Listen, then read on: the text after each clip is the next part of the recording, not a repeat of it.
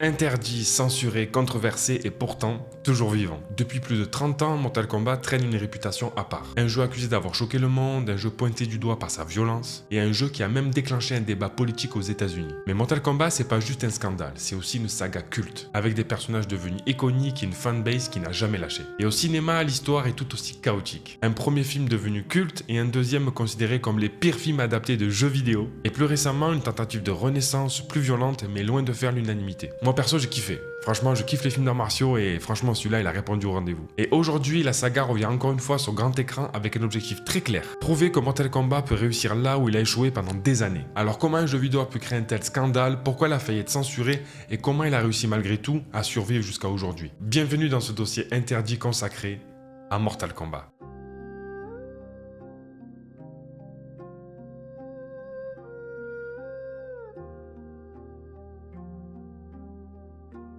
Au début des années 90, les jeux de combat sont dominés par Street Fighter 2. C'est coloré, rapide, très arcade et presque cartoon. À cette époque, les salles d'arcade sont partout. Et c'est là que le jeu vidéo doit capter ton attention en quelques secondes. Pas avec de la subtilité, mais avec de l'impact. Et ça, Midway Game, un studio spécialisé dans les bandes d'arcade, l'a bien compris. Et leur spécialité, c'est les jeux directs, efficaces, pensés pour attirer les joueurs immédiatement. Des jeux qui doivent te donner envie de remettre une pièce encore et encore. On leur doit déjà le succès du jeu vidéo NBA Jam, connu pour son côté spectaculaire et exagéré. Et c'est exactement cet état d'esprit-là qui va influencer Mortal Kombat. Faire un jeu qui démarque instantanément, qui choque et qui intrigue et qui attire les regards dans une salle remplie de machines. Parce qu'en arcade, si ton jeu passe inaperçu, il est mort. Et c'est dans ce contexte qu'arrivent deux développeurs qui vont prendre une direction totalement différente. D'un côté, on a Ed Boon, un programmateur passionné de jeux d'arcade connu pour son approche très directe du gameplay. C'est lui qui va poser les bases du système de combat, du rythme et même plus tard, c'est lui qui va créer le fameux bouton bloqué propre à Mortal Kombat. Et de l'autre côté, on a John Tobias. Lui, il vient plutôt du dessin, de la narration. C'est lui qui va imaginer l'univers, les personnages, le lore, toute l'identité visuelle du jeu quoi. Et à deux, ils forment un duo complémentaire. Un qui pense le gameplay et l'autre qui construit le monde. Et ensemble, ils vont créer quelque chose de totalement différent de ce qui existait à l'époque. Et leur objectif est simple, faire un jeu de combat plus réaliste, plus lourd,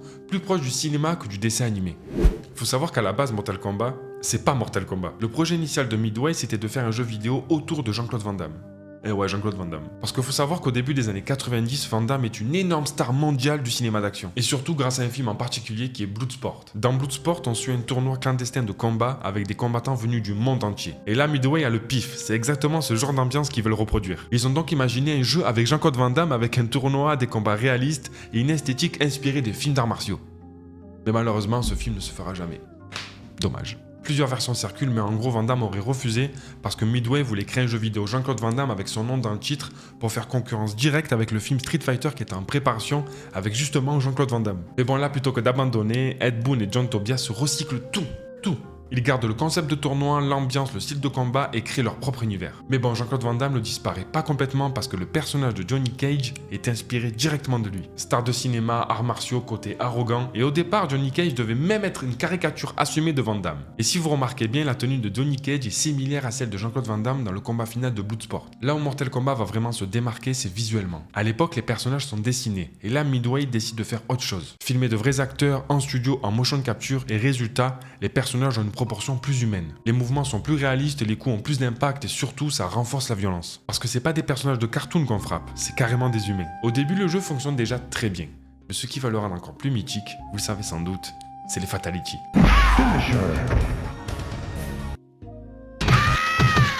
Kitana wins. Fatality.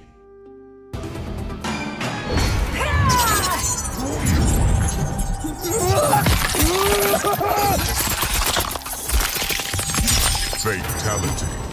Kitana wins.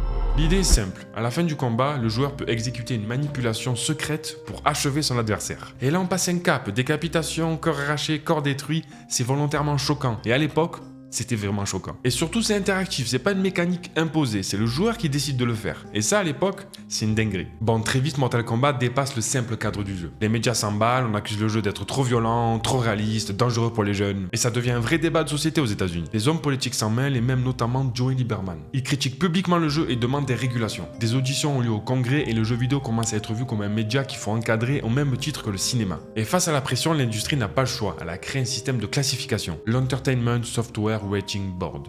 le SBR quoi. Et du coup à partir de là, chaque jeu reçoit une classification par âge et ça c'est directement lié à Mortal Kombat.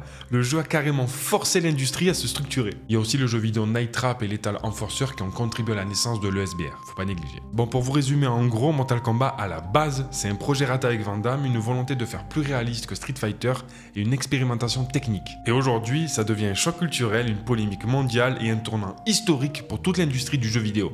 Mortal Kombat n'a pas juste fait polémique, il est juste arrivé au pire moment. Au début des années 90, le jeu vidéo commence à entrer dans les foyers. C'est pas seulement dans les salles d'arcade, ça arrive dans les salons, sur les consoles accessibles à tous et surtout aux enfants. Et c'est là que le problème commence, parce que Mortal Kombat c'est pas juste un jeu violent, c'est un jeu violent qui devient mainstream. Quand le jeu sort sur console, une différence va tout changer. Sur Nintendo, le jeu est censuré, le sang est remplacé, les fatalities sont modifiées, mais sur Sega, au contraire. Il existait un code secret qui permettait de réactiver le sang, et ça à l'époque, c'était une dinguerie. Et forcément les joueurs veulent la version complète, et résultat, la version Sega explose les ventes. Et du coup tout ça là, ça envoie un message très clair à l'industrie. La violence fait vendre, mais les parents ne voient pas ça comme un jeu de combat. Ils voient leurs enfants contrôler une violence réaliste et ça dérange profondément. Les médias vont amplifier le phénomène, ils vont sortir des images de leur contexte, ils vont diffuser des séquences chocs en boucle, ils vont avoir des discours alarmistes. Et du coup, Mortal Kombat devient un cas d'école, un exemple parfait pour illustrer les dangers du jeu vidéo. Mais bon, plus on en parle, plus il devient populaire. Et c'est là que le paradoxe commence, parce que plus le jeu est critiqué, plus il attire, plus il choque et plus les gens ils veulent y jouer. Et du coup, Mortal Kombat devient le jeu interdit, celui dont tout le monde parle, celui que les parents refusent, celui que les jeunes veulent à tout prix essayer. Conclusion, Mortal Kombat n'a pas choqué uniquement à cause de sa violence. Il a choqué parce qu'il est arrivé au moment où le jeu vidéo changeait de dimension. Il est devenu accessible à tous, visible partout, impossible à ignorer, mais surtout, il a transformé un simple jeu de combat en un phénomène de société. Après avoir choqué le monde du jeu vidéo, Mortal Kombat veut tenter une nouvelle étape. Le cinéma. Et comme souvent avec cette licence, vous le savez, ça va être tout sauf simple. En 1995 sort Mortal Kombat, et contre toute attente, ça marche. Le film ne cherche pas à être réaliste ou profond. Il fait quelque chose de beaucoup plus intelligent. Il respecte l'esprit du jeu. Un tournoi, des personnages fidèles, une ambiance mystique entre arts martiaux et fantasy, et surtout une identité. La musique devient immédiatement culte, les combats sont efficaces, et le film assume totalement son côté jeu vidéo. Le film est un succès au box-office, et surtout il a marqué toute une génération, et encore aujourd'hui pour beaucoup, c'est l'adaptation de jeux vidéo qui a tout compris. Mais faut pas oublier un point très important à cette époque, les fans râlaient la sortie du film parce qu'il a été classé Peggy 13. Donc pas de sang, pas de vraie fatality, mais bon, ça n'a pas empêché son succès. 2 ans plus tard, en 97, sort Mortal Kombat Annihilation. Et là, tout s'effondre. Le film est détruit par la critique. Changement de casting, effets spéciaux catastrophiques, scénario écrit à la va-vite. La critique disait aussi que le film voulait aller trop vite et qu'il était un peu trop ambitieux. Et disait aussi que les personnages sont mal exploités, les dialogues sont faibles, et le film ressemblait plus à une série B mal maîtrisée qu'à un vrai film de cinéma. Ça, c'est la pire critique, ça. Ils ont même dit qu'avec le temps, il devient même un exemple classique de ce qu'il ne faut pas faire en adaptation de jeux vidéo. Bon, je veux pas les défendre, mais à cette époque-là, c'était un désastre de production. Ils avaient coupé les budgets en plein milieu et du coup, c'est ce qui explique tout ce bordel là.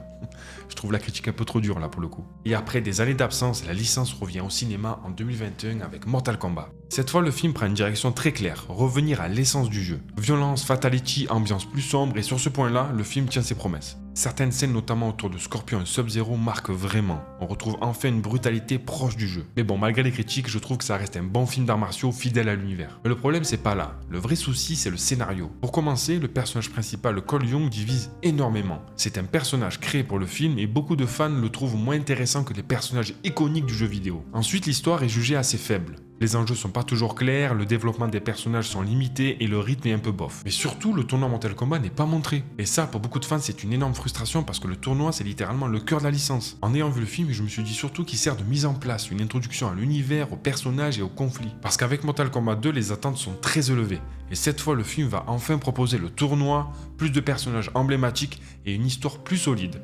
Et surtout, Johnny Cage fera son apparition jouée par Karl Urban et on sait déjà que la redoutable Kitana sera interprétée par Adeline Rudolph et que le colossal Martin Ford, un véritable colosse dans la vraie vie, prêtera sa carrure impressionnante à Tyran Shao Kahn. Pour conclure, on peut se dire que le reboot de 2021 n'est pas un échec total, mais c'est un film incomplet, un film qui pose les bases sans aller jusqu'au bout. Et avec le deuxième opus, Mortal Kombat a peut-être enfin l'occasion de faire ce que les fans attendent depuis 30 ans, une vraie adaptation fidèle, complète et maîtrisée. Et moi je pense qu'en ayant vu le 2, on va encore plus apprécier le 1.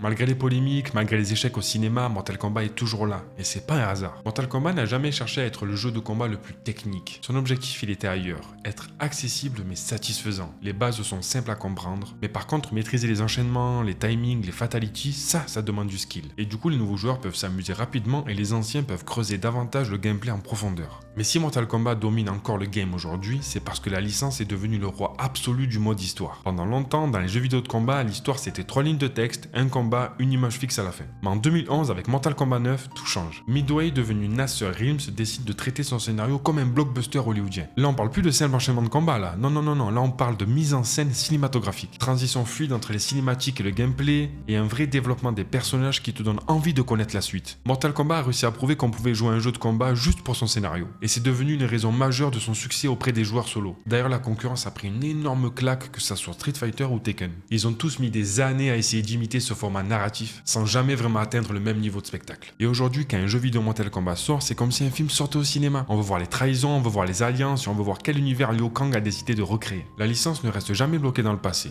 Chaque génération apporte de nouveaux personnages, des mécaniques différentes et une évolution visuelle, mais sans jamais perdre son identité. Et ça, c'est crucial. Et du coup, on peut dire que Mortal Kombat perdure parce qu'il a trouvé son équilibre entre simplicité, tradition et nostalgie. Et surtout, c'est parce qu'il a jamais essayé de devenir autre chose que ce qu'il est déjà.